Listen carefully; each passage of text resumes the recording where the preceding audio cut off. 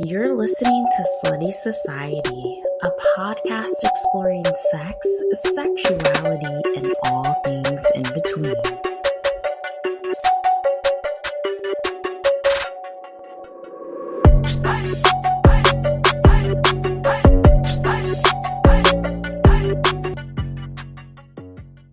Hey, yo, man, you really don't have to be out here like this broadcasting all your fucking porno shit. Hey loves, what's up? I'm your host, Sheila J, and I'm here to explore sex, sexuality, and all things in between. Thank you for being here to listen.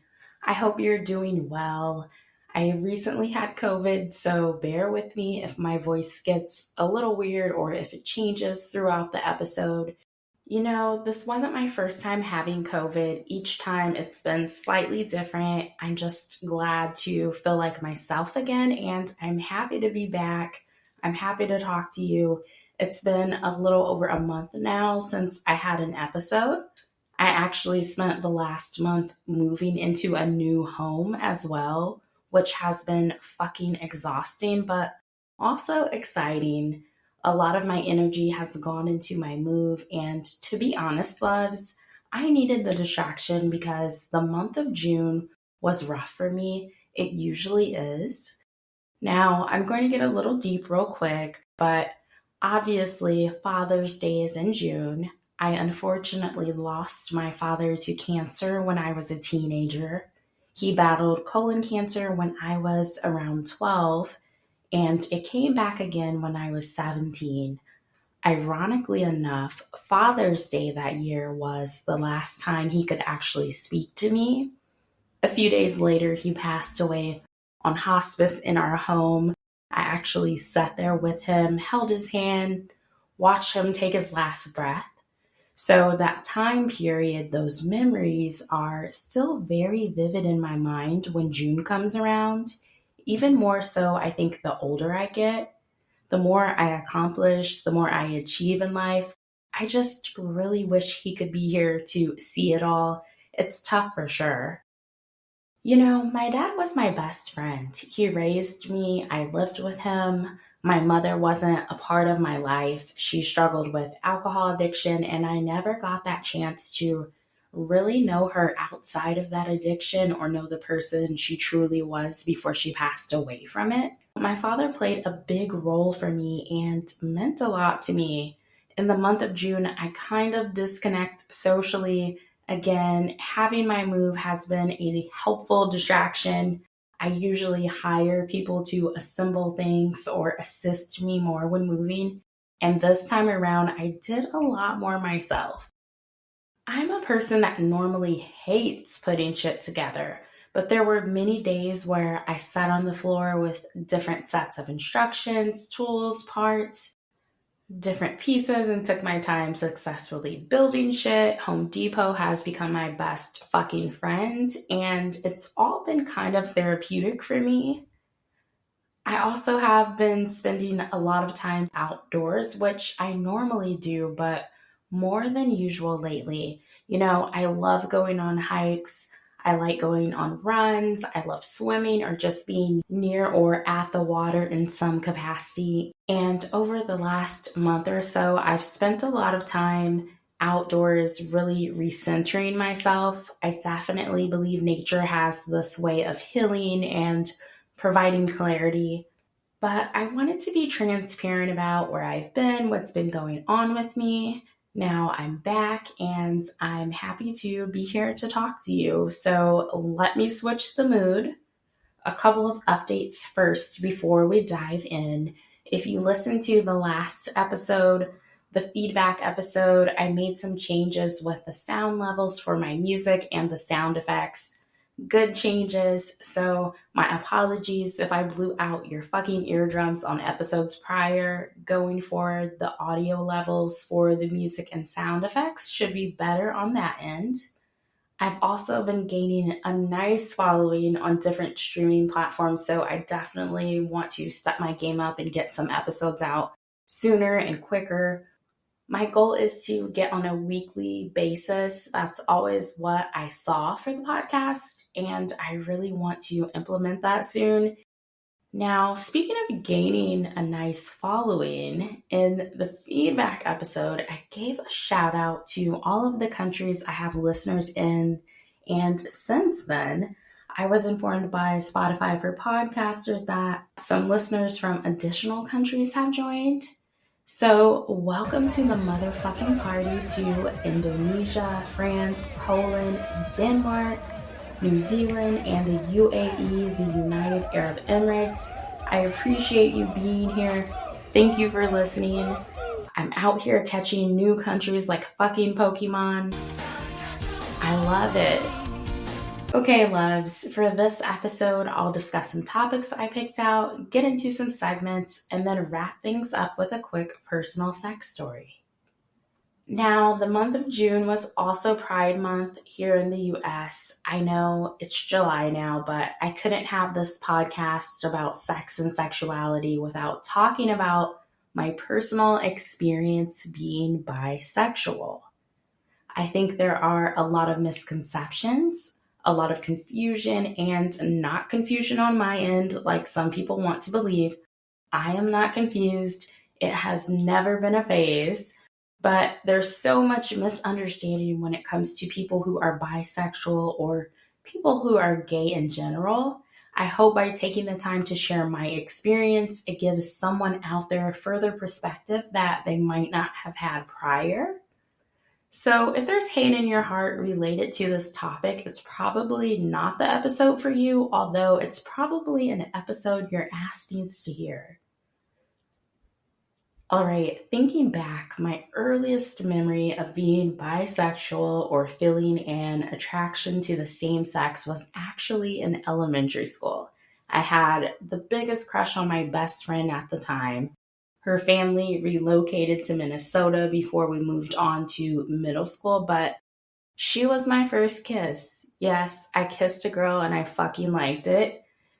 Now, a funny side note, I kissed my first boy not too long after that, and this dude gave me the flu. It was fucking horrible. But going back to when I first felt that attraction to the same sex, it felt natural, it felt normal. It wasn't some choice I randomly decided to make one day. I didn't go to a drag show and get turned out. You know, that's an actual thing some people believe can happen, that drag shows can influence children to be gay or that drag queens have that kind of power to do so.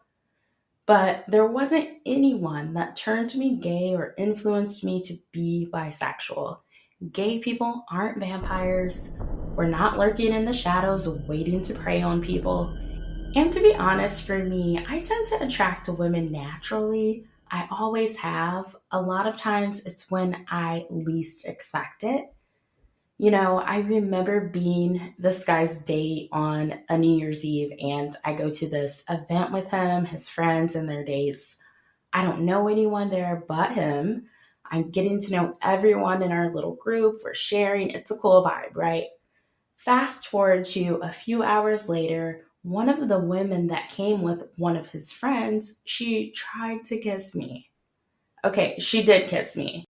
But she also asked if I wanted to get out of there, ditch our dates, and go back to her place. Now, I am a good date, or I was a good date in this instance. I didn't leave with her, but random shit like that happens to me all of the time with women. You know, it's not like I walk around and wear a shirt that says, I'm bisexual. Maybe it's something about my energy. I honestly don't fucking know, but I'll say women flirt with me or try to get with me probably just as much as men do. It's always been that way for me. I've always attracted both men and women. Now, I have a question for you. Each episode, I'm going to present a question, hoping for your feedback. For this episode, the question is there anything you want to know about bisexuality or anything I talked about in this episode? Obviously, I'm going to answer the questions I receive from my perspective, from my experience. I am not the ambassador for the bis. I'm not trying to be the fucking spokesperson. I will add, though, that if someone writes me with a hateful question, I will not entertain it. I will not bring that kind of energy on my podcast. I think there are a lot of shows out there that use their platform to discuss toxic conversations for content purposes, for likes, for followers, to go viral, and I'm not with that shit.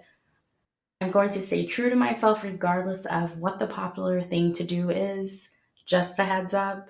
But you can send me your question by DMing me at Slutty Society Podcast on Instagram, emailing me at sluttysocietypodcast@gmail.com, or leave me a voicemail at 971-361-6596.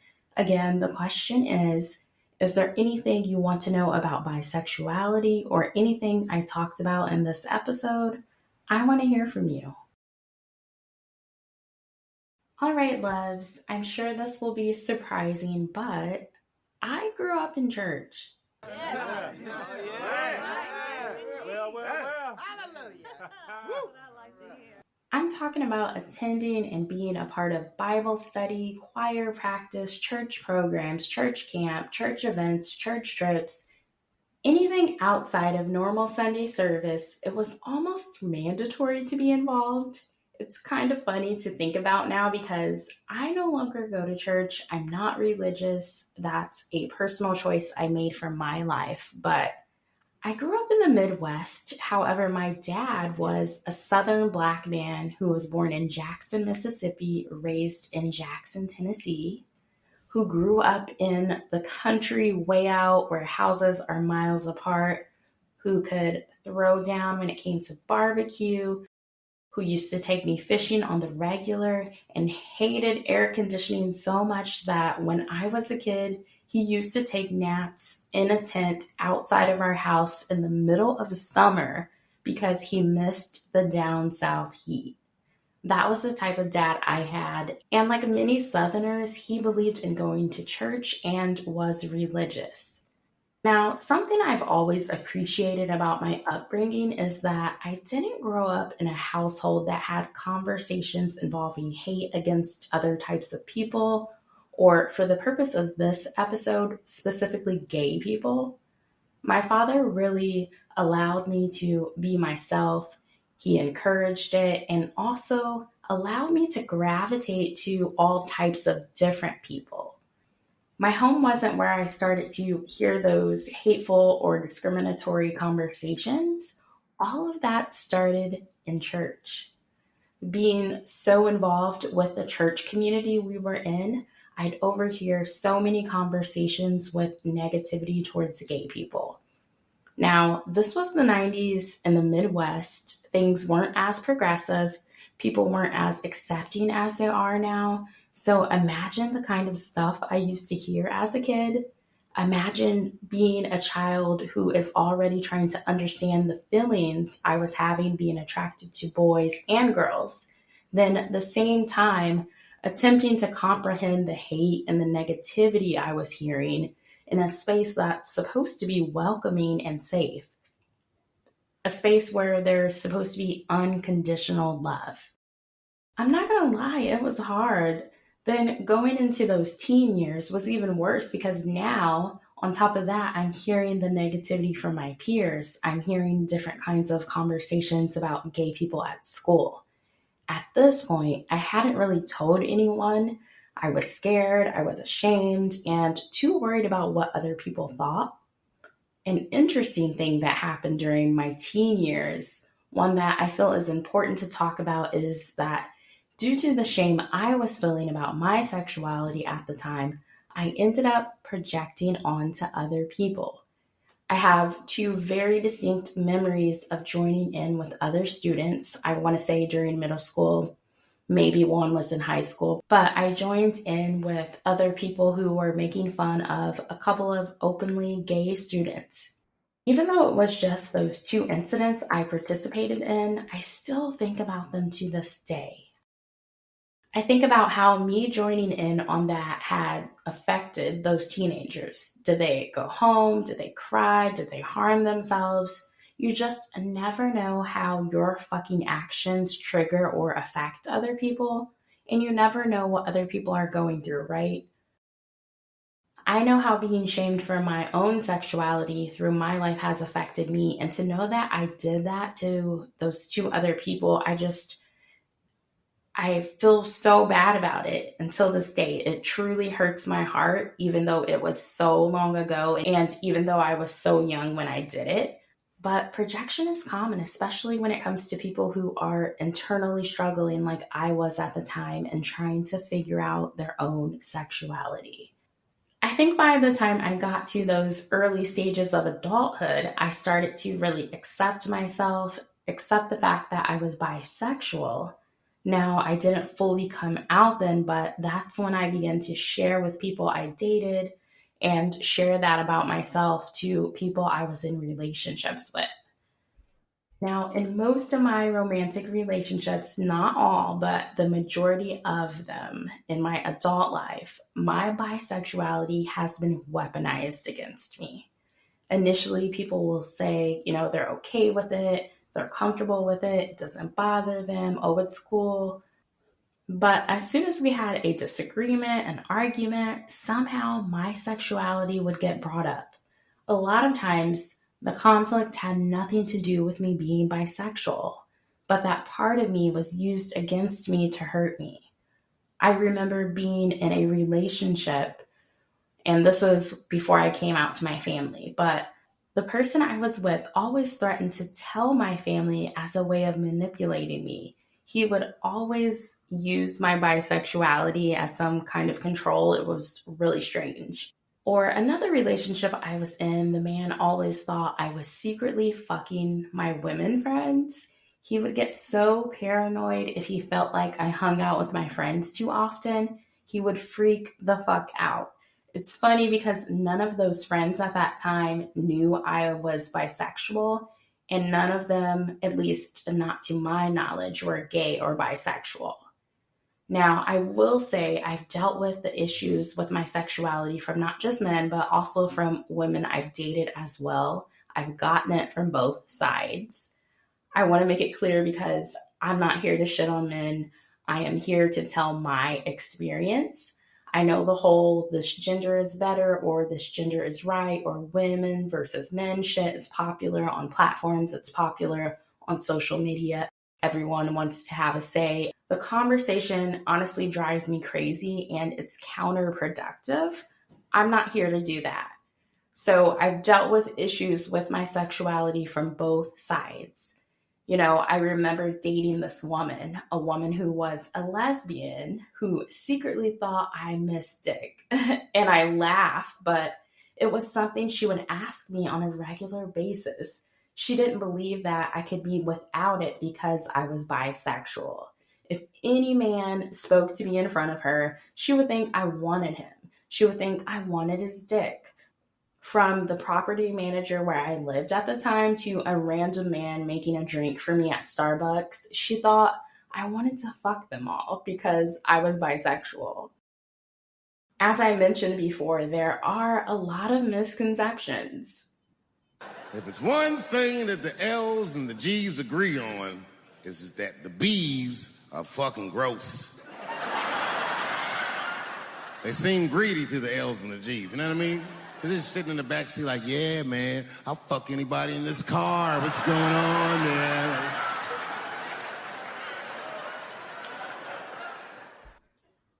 Dave Chappelle's stand-up with the LGBTQ car ride didn't offend me.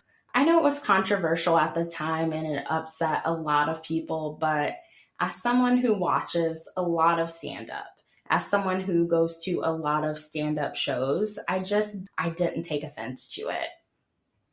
But I played that clip because what he said about the bis are things I've heard over and over in relationships, in conversations I've had with people, or just conversations I've overheard.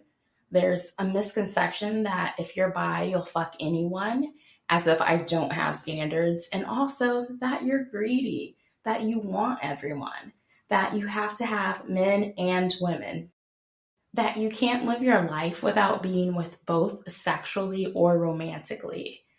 let me tell you, I am fully capable of being in a relationship with a man only or a woman only without wanting the opposite sex. Yes, I can be attracted to both. Yes, I can fall in love with both. Yes, I can have a sexual relationship with both, but I don't need both. I don't always have to have both. Nor do I have an urge to fuck any and every man and woman. Now, if the person I'm with is into threesomes, cool. That's a plus for me, right? I love a good threesome. But it isn't a necessity. It isn't something that has to happen within my relationship. It's not a deal breaker. I deal with these misconceptions and others from some heterosexual people and some people in the LGBTQ community. And when you're bi, sometimes it feels like you're not straight enough for some people or you're not gay enough for others. It's a strange thing. You just can't win sometimes, but I love myself. I accept who I am. The people who are meant to be a part of my life in whatever capacity won't care about me being bisexual. Okay, so I want to take a moment to quickly talk about when I came out to my family, which was in my late 20s. And honestly, I had it pretty easy. No one disowned me or reacted negatively, which I am grateful for. I recognize that a lot of other people deal with some shit within their families when they come out. I have so much compassion and empathy for those situations. The stuff I dealt with was simple, it was minor. I had a family member who referred to a girlfriend I had at one time as my friend constantly. She couldn't spit out the word girlfriend ever when she referred to her. Where's your friend? How's your friend? Have you talked to your friend? What are you and your friend doing? No, it's my girlfriend, okay? And one of my brothers, I think he thought I was going to date women after I came out as bisexual, like I was going to only date women going forward. So after the last relationship I had with a woman, my next one was with a man. And my brother was so confused. He was like, wait, I thought you liked women. You're going back to men now? I don't think he understood what being bisexual meant. It wasn't, about me going back to men. I hate when people say that, like, oh, you're back to men now, or, like you're flip-flopping. It's not about that. And it's not about someone pushing you to the other sex or pushing you to the opposite sex. Again, I can romantically be with a man or a woman, and I personally don't have a preference of one over the other, whether that be sexually or romantically. That all depends on the individual person. I can have a good or bad relationship with a man or a woman, and I can have good or bad sex with a man or a woman. That's just what it is for me. All right, loves, I'm done talking my shit. Either you have a better understanding of my bisexuality or you're still confused about it like my brother, but let's go ahead and get into some segments. Let's start with in the media.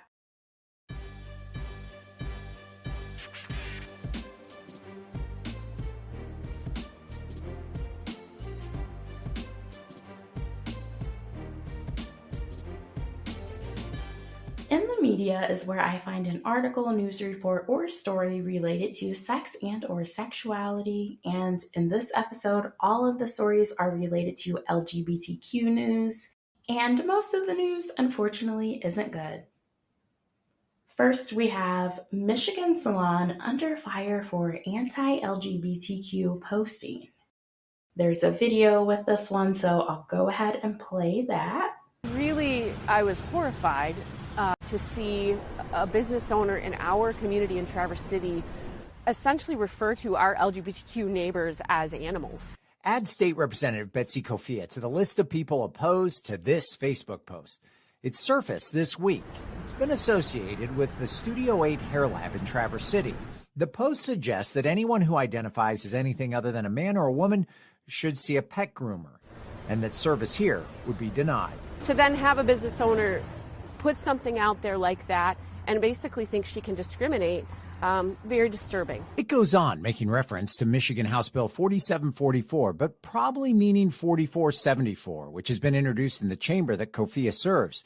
The post implies that particular pronoun requests by clients will be ignored. To give further context, Michigan House Bill 4474 is an expansion on Michigan's current hate crime law.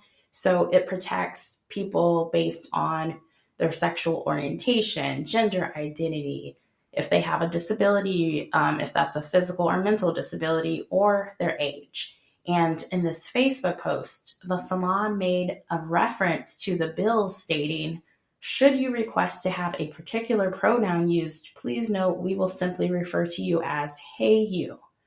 Now, one, as the video stated, the author of this post didn't even list the bill number correctly, and two, nowhere in the bill does it say anything about criminalizing people for not using pronouns. Choosing to not use pronouns isn't considered a hate crime. I think they're reaching here to make this post relevant, and I don't see how referencing that bill made any sense. And if you're going to reference something, please come with the correct facts and please come with the correct title of the shit that you're referencing. It's frankly very dangerous because we're in a time right now in this country and in this state where LGBTQ members of our community are already facing increases in violence and targeting. And so when you dehumanize them that way, that only escalates that. And further down, the post implies a legal defense for refusing to serve all who come through these doors. It's a sentiment that many businesses are taking following the recent U.S. Supreme Court same-sex webpage ruling. But Kofia, who passes laws, says it might not hold legal water. And that is it strikes at the heart of civil rights. All of the gains that we have made as a country, it is really very troublesome, and I think this is going to end up heavily litigated. But it is not okay to discriminate based on people's identity and who they are. An account in the salon owner's name, Christine Geiger, replied to comments, claiming she has no issues with LGB, but the plus includes people she considers pedophiles. My thing is, if you're going to have hate in your heart and you're going to be bold about speaking up on your hate, you might as well say what you mean. Don't talk in circles. Don't leave out shit and leave little clues. She meant she has an issue with transgender people. And per usual, transgender people are referenced as pedophiles. Somehow it always turns into let's protect the kids. But you don't see anyone wanting to protect the kids from pedophiles when it comes to these people of power in these large organizations or these people of power in some of these churches that have decades and decades and decades of evidence of people of power being pedophiles and grooming of children. No one wants to protect the kids then, but, what do I know? She goes on to stress that woke individuals need to acclimate to their new reality. To our LGBTQ community members, you are loved, you belong, and we're going to keep fighting to make sure that you can be safe and welcome in Traverse City and in Michigan and in this country. No customers came or left while we were at the studio before being asked to leave the property. When customers do show up, they may notice a change in the hair products there. A post associated with hair care supplier Jack Wynn Pro announced that in light of this post, they would no longer be providing their services to Studio 8. All right, next we have friends say Portland, Oregon man died while defending LGBTQ friend. Police cars and yellow tape lined the Buckman neighborhood early Sunday morning after police say 32-year-old Colin Smith was stabbed to death. He brought so much happiness and joy to my life. His death is being felt by family, friends, and co-workers at Ox Restaurant, where he worked as a server. Just full of life, really. Danielle Smith is his sister, born 2 years and 5 days before Colin. We'd share birthdays until we didn't want to share birthdays anymore. Now birthdays are memories. Family members say Colin died doing the same thing he did every day, fighting for those in need of help. A protector, which is, how he went, protecting those he cared about. So Lee says Smith had just gotten off work Sunday and was hanging out at a bar with friends. One was a member of the LGBTQ plus community. Solis says a man came up to the group and began making homophobic slurs to Smith's friend. I know he was probably trying to just de-escalate and get this person to move on, and that's when he was killed. Stabbed to death. On Wednesday, 24-year-old Renique Jackson was arrested for killing Smith. And I just want to really stress that it was a hate crime. This is nothing more, nothing less. They say police are investigating this murder as a hate crime, and it isn't the first time Jackson has been arrested for violence. In 2018, he was charged for strangling someone. In 2019, he was arrested again for strangling. That charge was dismissed. But on Sunday, Smith's friends say Jackson took the life of a special soul. He was a protector, sticking up for a friend in need. He always had everyone's back. I hate to hear stories like this. They're definitely sad, but I think they're important to know about because this shit happens all of the time. Okay, next, more than 530 anti-LGBTQ bills have been proposed across the U.S. in 2023. Now, this article is from June 2nd, so I feel like I can confidently say there have probably been more since, but several different legislative trackers have noted that in the first 5 months of the year leading up to Pride Month, which began on June 1st, hundreds of anti-LGBTQ bills have been proposed in state houses across the country, with dozens of them passing. A tracker managed by Erin Reed, a transgender journalist and activist who provides daily updates on LGBTQ-focused legislation, both negative and positive bills, found that more than 530 anti-LGBTQ bills have been drafted and proposed in state legislatures and in Congress. Between January 1st and May 31st, 68 have been enacted into law, with only 122 officially failing so far. The rest of the bills are either in legislative limbo or still being considered. I feel like we're at a time where the accomplishments, the previous success when it comes to rights for different groups like LGBTQ, people of color, and women are slowly being reversed. You know, accomplishments that people have worked so hard to get to and that people have literally died for. Now, I can only speak to America for this since it's the country I live in, but there's always been this sense of fear when it comes to equality.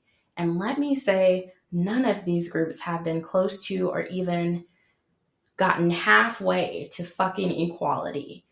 Although that might be the perception by some people, it's far from the truth. You know, I think a lot of people are naive. They look at these different things being changed or reversed as separate parts, from reproductive rights, affirmative action, anything related to LGBTQ, removing certain parts of history in our education systems, but they're all connected. If one aspect of society can be set back, then it makes it easier for others to be as well. Removing, reverting any part allows a little more control. Maybe the aspect you care about isn't being affected in this moment, but trust me, at some point it will be at this rate. I know I went on a rant there, but I just had to talk some real shit for a second. But let's end this segment on a positive note.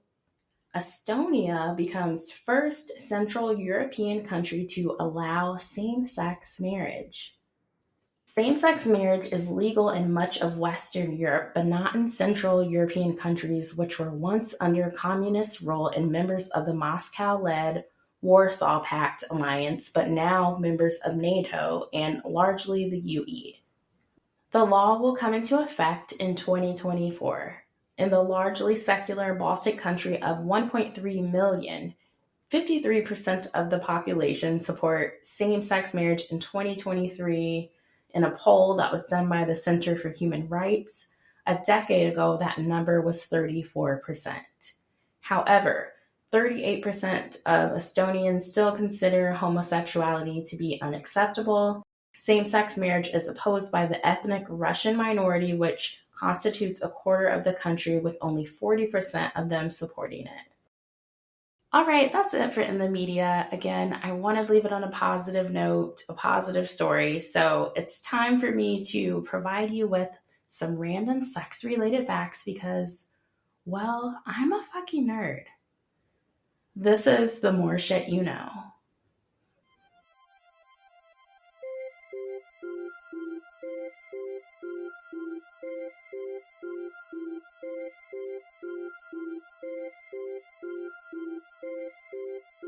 And in this episode, it's time for you to travel backwards into history.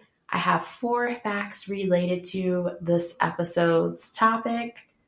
Number 1, in 1952, the United States Congress enacted a law banning gay foreigners from entering the country, stating sexual deviation was a form of a psychopathic personality, an act of double discrimination.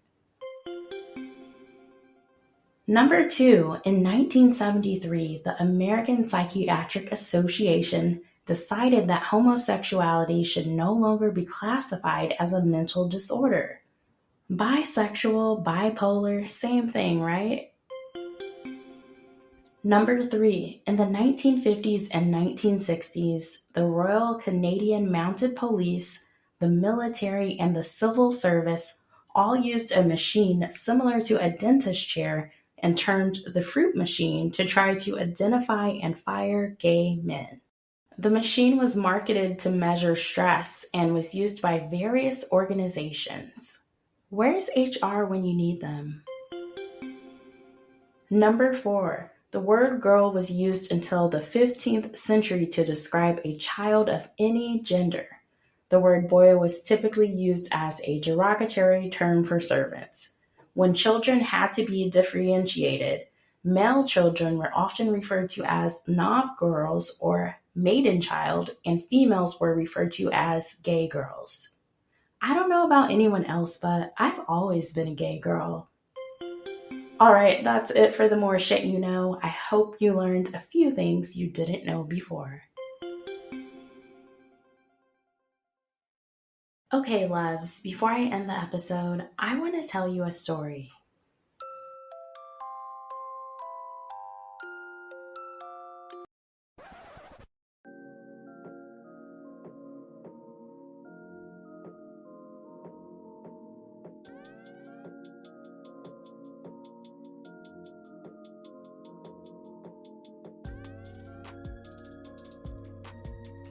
I think I'll call this episode Story and Your Sister Too. I used to occasionally hang out with a group of women from an old job I had.